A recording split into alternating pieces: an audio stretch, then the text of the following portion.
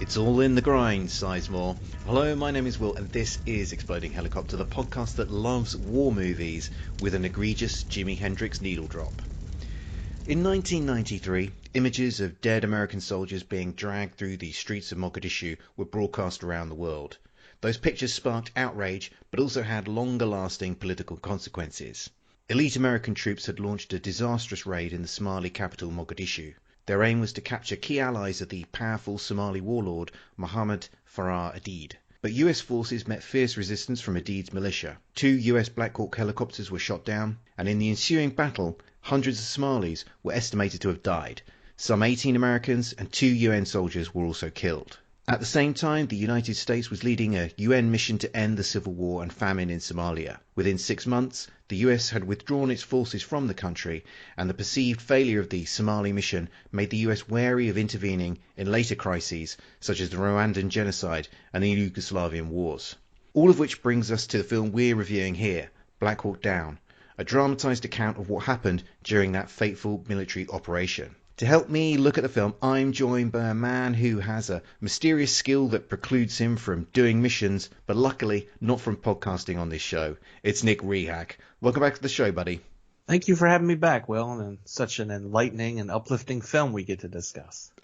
I know. I feel a little bit guilty because the last couple of times I've had you on, I've had you watching tough films in terms of their quality, and here I am giving you a tough one in terms of its content. But as we were chatting just before we were recording, it turns out that actually you had been inflicting an even tougher war military related film on yourself, because you just watched Come and See for the first time. I did, and I saw. It's a 1985 Russian foreign film. I believe the director's name is Elim Klimov. Apologies for the pronunciation. But it's about this boy who finds a rifle on a beach and is like, oh, yeah, I'm going to join the resistance and stop the Germans in World War II. And it does not go that way. When the film starts, we have the character, and when the film ends, it's literally a completely different person. I believe the actor himself went gray during the filming of the movie, which is pretty intense and just goes to show you the type of film that it's going to be. But much like this film, there's not a lot of winning. There's not a lot of success. It's just very bleak. Are we like the lowest of points in humanity? You know what I mean? Now, this film, obviously, Black Hawk Down does not go to that extreme like a Schindler's List would or like Come and See does. But we still find ourselves questioning, too. Because I'm watching this movie, Come and See. I'm like, why don't they just do this? Why don't they just do that? And then in my head, I'm like, oh, because that's inhumane. You know? Like in Black Hawk Down, when these guys are pinned down and there's civilians around. I'm like, why aren't they just lighting everybody up? And I'm like, oh, yeah, you monster, because there's innocent people around here that are being affected that aren't even a part of this. They didn't ask to be a part of this. There's so much ancillary damage, and I hate to use the word ancillary because I feel like it's being reductive and disrespectful, but there's just such a massive ripple effect, and we see that in both Black Hawk Down and especially Come and See. Now, Come and See, we're obviously very focused in on this single character, but it was rough. It was a very gorgeous film. Gorgeous film, beautiful. I love the score, but tough watch. And it was 2.5 hours. So when I saw Black Hawk Down was 2.5 hours, I'm like, what's another 2.5 painful? It's fine. Yeah, I mean, I have Come and See on DVD. I picked it up 10 years ago. I watched it back then. I've not watched it again since. I think it's a great film.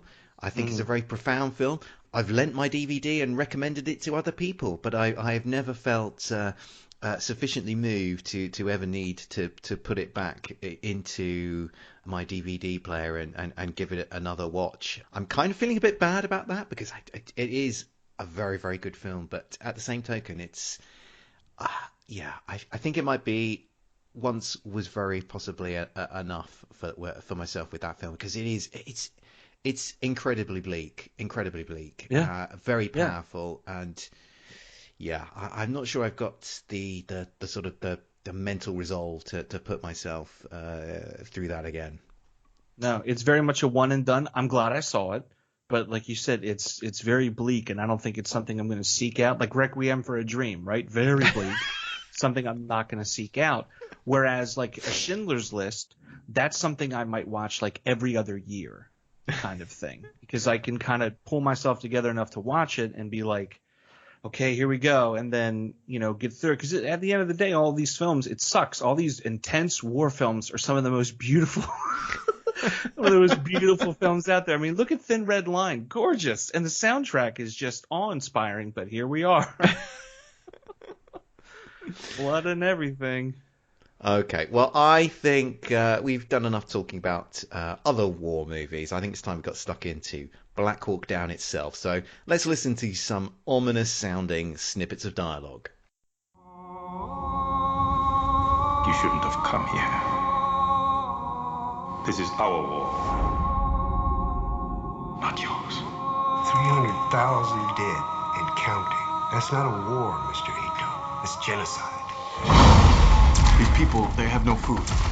We can either help, or we can sit back and watch a country destroy itself on CNN. Rangers, Deltas, today we go. Name? Blackburn. Date of birth? 2/27/75. I was trained to fight. You trained to fight, Sergeant? I was trying to make a difference. So guess what? You're going out today. What? It's what you wanted, isn't it? Oh, yeah. Hell yeah. Just remember when everybody else is shooting the same direction. So as I've already outlined the context and the story that Black Hawk Down is telling, I'll just give you a few more details about the film. This is based on a best-selling book by the journalist Mark Bowden, who reported extensively on the incident we see here. The film was directed by Ridley Scott, and there's an absurdly stacked cast in this. Just to name some of the actors in the sort of major roles here. So we've got Ewan McGregor, Eric Bana, Josh Hartnett, Tom Sizemore, Jason Isaacs and Sam Shepard, to name just a few. But pretty much everywhere you look, there is a well-known face in the cast of this movie. The film had a very mixed critical reception. Ridley Scott was praised for his filmmaking craft and for creating a vividly real experience of conflict.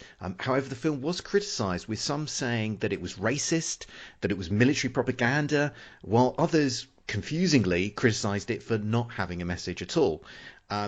Take from that what you will. Black Hawk Down did get awards recognition when it was released, including at the Oscars, where it won for Best Editing and Best Sound, and Ridley Scott was nominated for Best Director. As for Joe Public, the film has a 7.7 user rating on IMDb and a 3.5 out of 5 user rating on Letterboxd. So, with all of that out of the way, Nick, what did you make of Black Hawk Down? Black Hawk Down, I thought, was a very good film. And the big thing, it has its positives and its negatives, obviously. But one thing it doesn't suffer from is pacing. It's 2.5 hours, so you think it's going to be kind of a long slog, because most war films are. The idea of the war film is you're kind of there for the entirety of that war. You're feeling what it's like, and by the end of the film, you're tired, just like the soldiers are tired in the war, etc. But here we kind of focus on like roughly 1 or 2 days in, you know what I mean, in the field and what's going on. And it doesn't really feel like, oh, that's 48 hours. No, the pacing is there. The chaos is there at the same time, but it makes for a really interesting watch. One of the big negatives for me is that everybody kind of looks the same after a while. The way, and I get it's military. Everyone's going to be uniformed. Everyone's going to have similar haircuts. I understand that.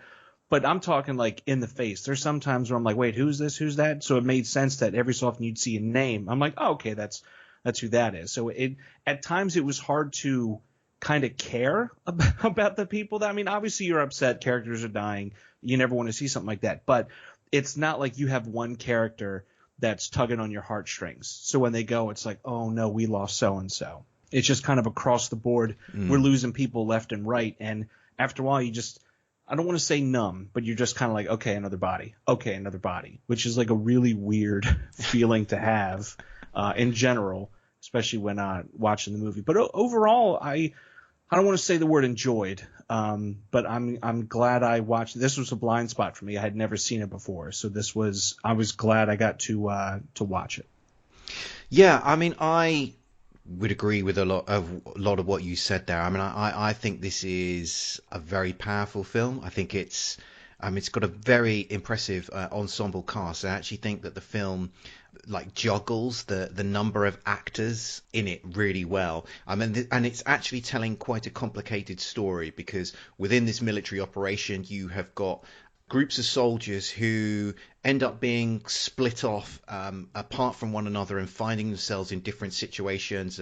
Some of the groups of soldiers are trying to move to different helicopter crash sites. Others are trying to meet up with different groups. Others are like hunkered down in a building, and they're all moving around at different times. And I think the film actually does a really good job of actually guiding the viewer through what is going on during what is actually, I say, quite a sort of complicated jigsaw of moving parts. And I think the other really impressive thing that I found about this film is its commitment to accuracy. And I haven't read Mark Bowden's book, but he wrote a series of articles which he then based his book on for a newspaper, and I remember reading sort of all of those articles at the time, and the level of detail that this film goes into is really highly commended. I mean, there are the things that you see on screen in this film happened. There is very little artistic license taken here. What artistic license that is taken is about, they do create some like composite characters in order to just kind of ration the number of people that you are introduced to in the film. But in terms of the incidents that are depicted, the experiences that the characters go through, those are all what happened on that particular day. And it presents a picture of conflict and war, which is really, really harrowing. And I think we'll get into it in a little bit later. But I'm very confused about some of the interpretations that have been put on this film, because I think there is a real sort of commitment to sort of documentary storytelling here. I don't think this film has a particular agenda. I think that it merely wants to depict what happened on that day and to show, actually in a restrained way, the kind of professionalism and the heroism of the military personnel on that particular day. So I think this is an incredibly strong film, and certainly one of the kind of better films that have been made about real life military combat situations. Yeah, absolutely. And it feels like a product of its time, but not in a bad way. It very much harkens to like, hey, this is the 90s, this is what was going on, rather than you have the military films now where the technology is there, the weaponry is there. There's a lot more like work with missiles and laser guided things and strikes like that. So to see, I guess, kind of a stripped down, humane version of it, which I guess is a weird way to word that. It's very much like there's more practical effects in this. There's not as much CGI, and they try to focus on everyone interacting with each other and kind of that social atmosphere and what that's kind of like, having this family, having this brotherhood, and it's slowly being torn apart in front of your eyes. Juxtaposed against, all these families in the background whose lives are getting destroyed by, this war and this fight that's going on. So it's a lot it throws at you, and it does take time to kind of like, I don't know, just not let it wash over you, but you definitely take time with this movie to really sit back and think about what was going on, about why we were there from the U.S. side. I mean, I know obviously you guys had no dog in the fight at the time, but why we're doing what we're doing, why we're there. And it's one of those things where I greatly prefer documentaries when it comes to real life situations and things that happened. But something like this, I'm kind of glad there's a film, because like you said, it's a little more restrained. They don't go off the walls. They don't go showing you the real stuff, because I feel like if we saw the real footage, we would have problems. Like a lot of severe mental, just how can people treat each other like this kind of stuff, and it's too much anymore. We don't need that kind of intensity, and I feel like you said, it's kind of restrained, and it keeps it focused, and it keeps it saying like, hey, this is realistic, this is what happened, but it doesn't go that extra step where there's just bodies and blood everywhere. You know what I mean? And this as sort of discussed and already, this is a film that is based on, on an actual incident. And, as I'm a bit of an old git, I remember very well when this particular incident happened, when when the pictures of the American soldiers being dragged through the streets were broadcast on television. And this was a big deal back in the day. But as we were prepping for this, and I was suggesting doing this particular film, I sounded you out as to whether you were aware of this particular, the Battle of Mogadishu, and you said, actually I've never heard of it. And it was kind of interesting speaking to you, as we're now sort of 30 years on from when this film happened. We're 20 years on from when this movie came out, and I was kind of interested in the question as to, how this film has dated and aged, because I remember this event, and certainly in the short and medium term, this conflict situation, had big ramifications, as I was outlining, meant that, I guess I'm just interested in how this film sort of plays now, because when this film came out, I think people would have, I remember when that happened, and they would understand sort of why this is an important, in inverted commas, event. Whereas, I think, we've had 30 years of accumulated history. It's understandable that the significance of this one day in time has sort of receded, in people's memories, receded in the kind of rear view mirror of history. And I'm just kind of wondered, what you kind of made of that particular sort of aspect of the film, watching it now, because I worried that people just watching this film would just think, well, this is a bunch of white people shooting black Africans. What was this all about? I think when we look at a film like this now, we look at it, and I hate to say this, but it's true. We look at it in a post 9/11 scope, right? We look at it as after 9/11 happened, the U.S. went to war in the Middle East. We did our thing there, and it happened and continued. Films like this weren't about military propaganda of join up now and help save the country. This is more of a, hey, here's the thing that's happened, and now we need to question ourselves. Why did we go there? What were we trying to accomplish? What did we get right? What did we get wrong? In the beginning of the film, it has the speech it has the little blurbs, and it's explaining the situation and how bad it is and how we've gotten to this point, but it doesn't really sit with you. It doesn't really, in the beginning you see them mowing down people when they're trying to get grain and everything, but as the film goes and you're stuck with these soldiers, you're not really focused on Mogadishu anymore. You're not focused on the Somalis. You're not focused on the innocent civilians. You're just kind of focused on these soldiers, and it's like, hey, you fellas need to get out of there. And then after a while you're asking, well, why were we there to begin with? Sure, we're there to help in and kind of assist with the Civil War and everything that was going on, help the country, bring it out from the unrest, but it's more of a document than it is propaganda, I feel. Now, if this had come out 3 years after 9/11, instead of it was 2001, December, early January, 2020 or 2002. Right. I don't think it was this big patriotic here we go, because we hadn't really jumped full force the U.S. into the Middle East at that point. And I don't think we were using it to rouse and rally the troops, for lack of a better term, because it wasn't made with that point in mind. It was just hey, here we are trying to help out this other country. But in the end, did we hurt? Did we help? What did we really do? Yeah. No, I would agree with that, because this is not a gung-ho film. It doesn't glamorize war or violence. You would not watch this film and think, I need to join the Marine Corps immediately after watching this film. Very much the opposite. Exactly. It'd be more let me go in the Navy because I'm on water, I'm not in land.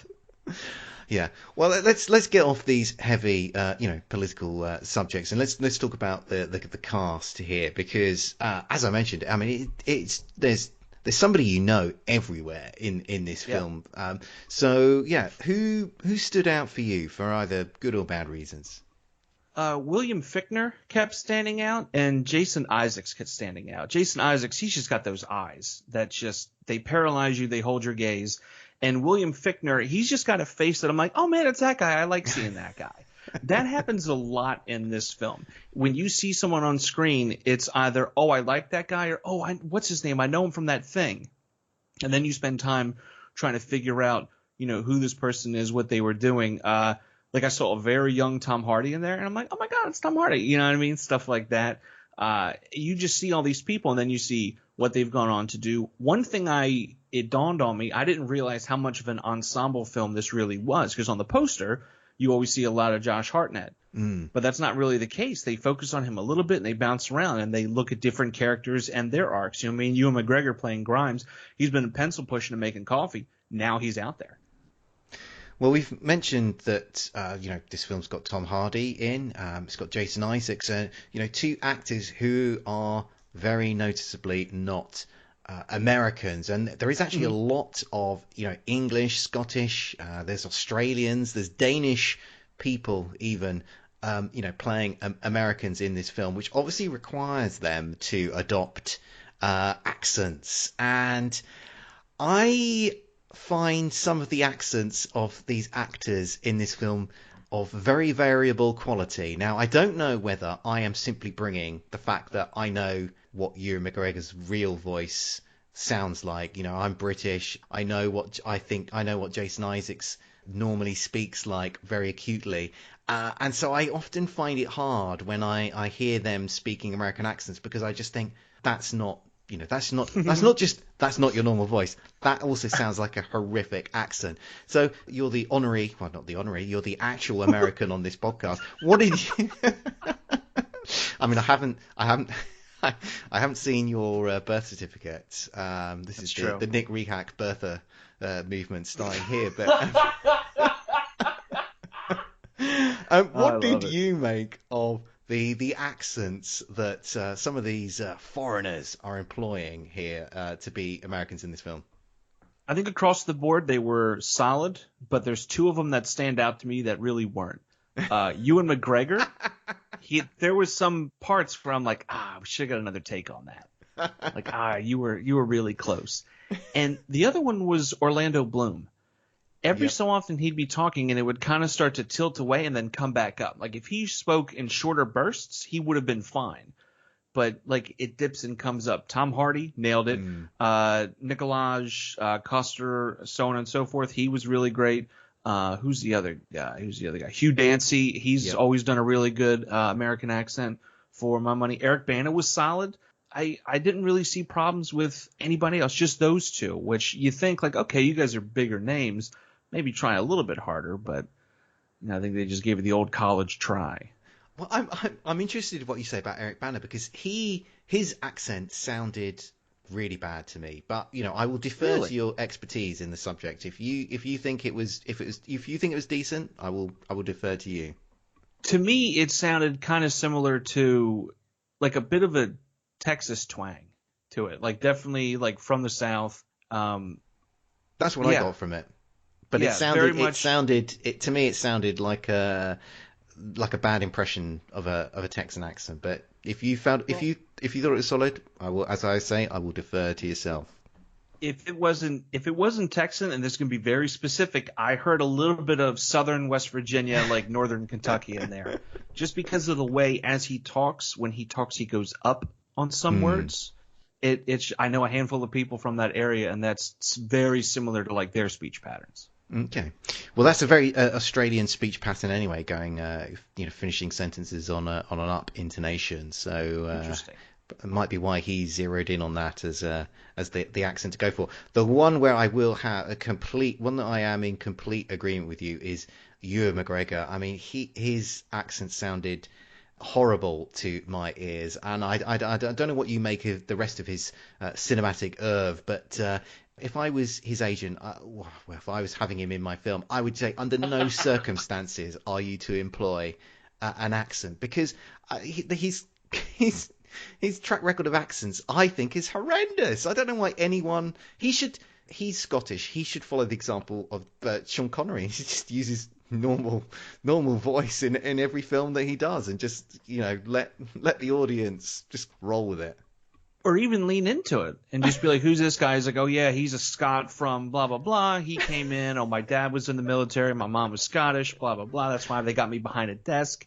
The sort of the Jean-Claude Van Damme approach. I don't know how familiar you are with his oeuvre, but in the early part of his career, every film, within the first 10 minutes, there would be somebody would say, or Jean-Claude would explain, like, why he has a French accent, because he's from I'm from Quebec, or like I grew up in I grew up in Paris, or something. There'd be some sort of artificial sort of pretext would be crowbarred into the script in order to explain away his very obvious accent. And I think I would love to see that employed for Ewan McGregor. I think we're at a stage in his career where we just need to address the elephant in the room, which is his inability to do accents. Let's just embrace the fact that he's going to be Scottish in every film, and we need to find ever more creative reasons for why he is Scottish in that particular situation.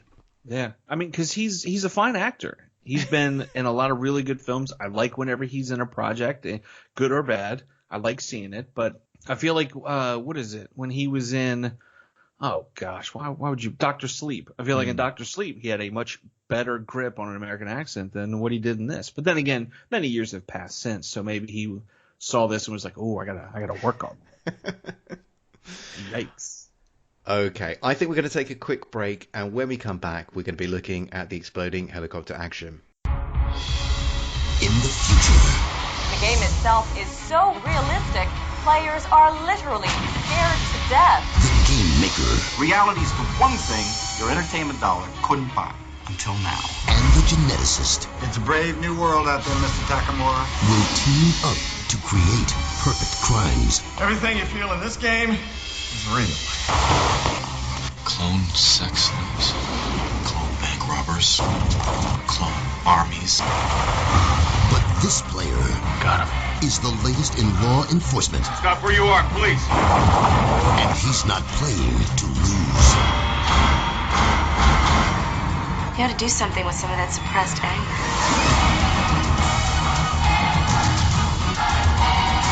In this game, when you get shot, you bleed. That's why the kids love it. Hey!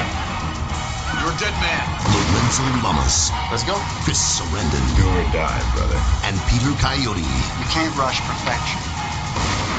Terminal Justice. Cybertech BD. We're back, and now we're looking at the exploding helicopter action. This occurs in relation to the titular Black Hawk helicopters, two of which crash land after being shot at by gunfire and RPGs. Now, the helicopters don't explode after they crash. It's only later, after the Americans have recovered the dead and the injured aboard, that the choppers blow up. After evacuating the aircraft, soldiers throw in explosives to blow up the two helicopters and prevent anything useful being left for their enemies. Nick, what did you make of the exploding helicopter action? I liked it. Just a very weird thing to say.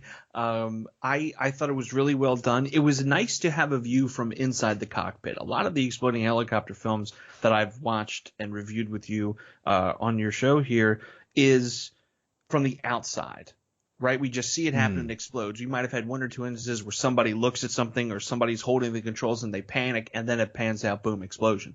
Whereas this, we're looking at gauges, we're looking at meters, we're seeing how some people remain calm. Jeremy Piven's character was like, all right, we're going down, not a big deal, blah, blah, blah. And other guys, they kind of panicked and felt like they had it, but they didn't. How they're able to, in such intense situations, like call out everything that's going on. It takes a lot of focus, a lot of skill to do something like that. I don't think I would be able to do something like that without joking or screaming. But to have, as they land, like I said, the gauges going, all the monitors and buttons and what have you just going off, it just felt real and it felt good to not just have some absurd explosion and then, where do you go from there? Instead, it's all right, we've landed these helicopters, for better or for worse, and now we kind of have the set piece. Now we have a place that we can kind of return to. It gives a reason for the other soldiers to come around. And it's actually an exploding helicopter that's like kind of part of the plot and is a huge portion of the plot. I don't think there's a lot of movies out there that are based around a helicopter, let alone one that explodes.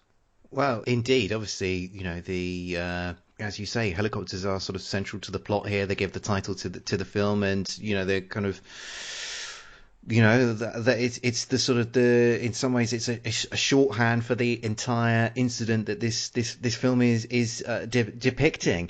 I did at the beginning of this podcast praise the accuracy of this particular movie, but the exploding helicopter sequences are actually perhaps a moment of inaccuracy in this moment, because, well, what would have happened was that the charges that the American soldiers used on these helicopters were actually thermite charges, which are more about melting than they are about blowing something up.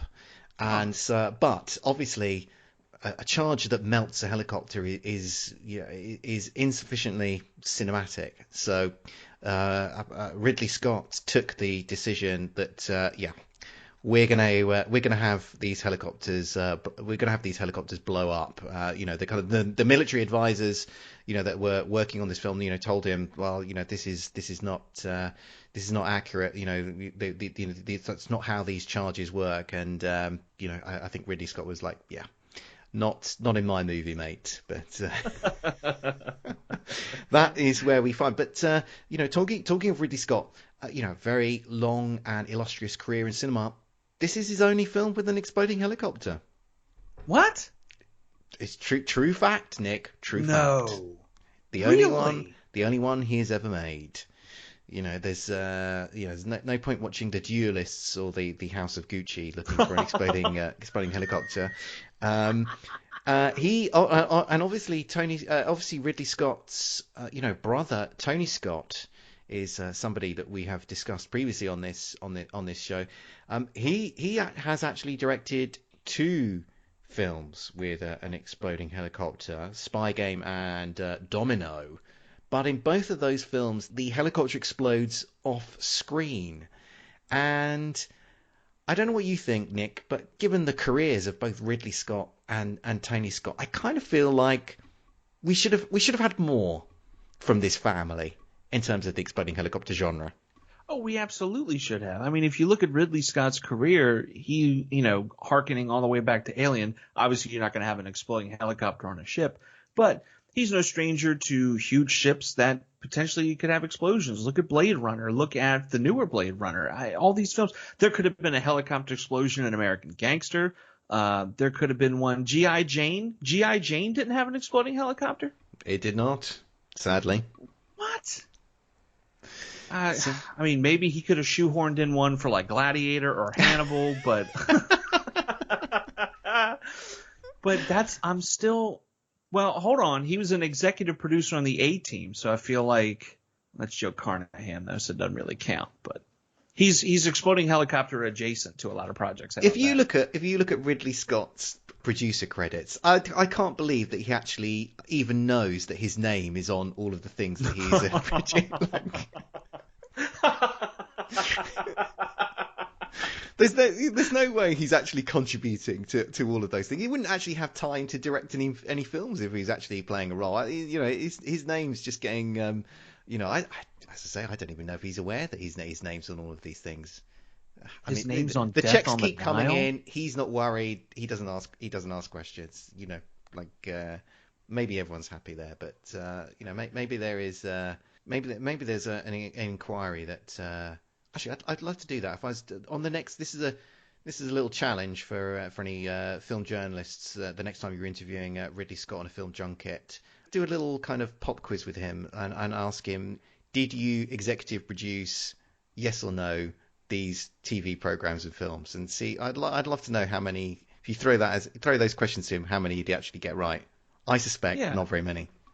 Like, how involved were you with the shows Killing Jesus and Killing Kennedy? How involved were you with both Death on the Nile and the other one that they recently did? What's the other? I can't even think of it. Murder on the Orient Express? Yeah, that one. How is his name's on that?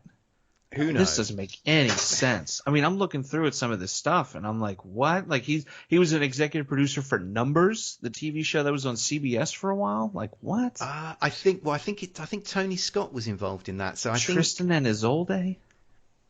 Who knows? But clay pigeons? What? I mean, I haven't heard of some of these things, and I don't think Ridley Scott's heard of them either. So I want answers. I demand answers, but yeah, answers I can't provide. I just demand them. But anyway, I think it's time that we wrap things up for this show. Nick, thanks for joining me once again. Do you want to tell people about where they can find you online, or plug anything that you're up to at the moment? Yeah, absolutely. I always have my show Rehak Radio over on Mixcloud.com.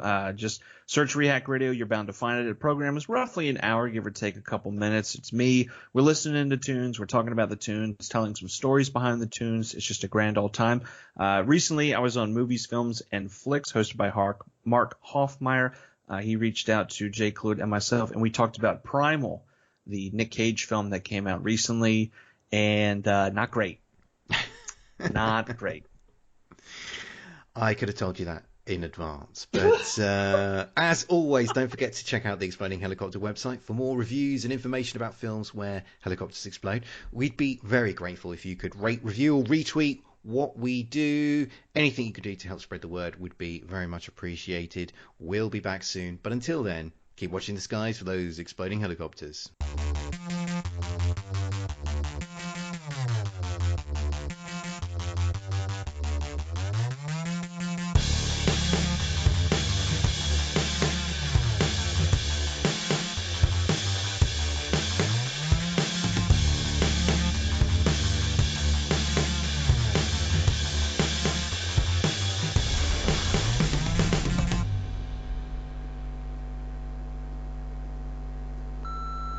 This podcast is a proud member of the Lamb Podcasting Network. Find the network at largeassmovieblogs.com.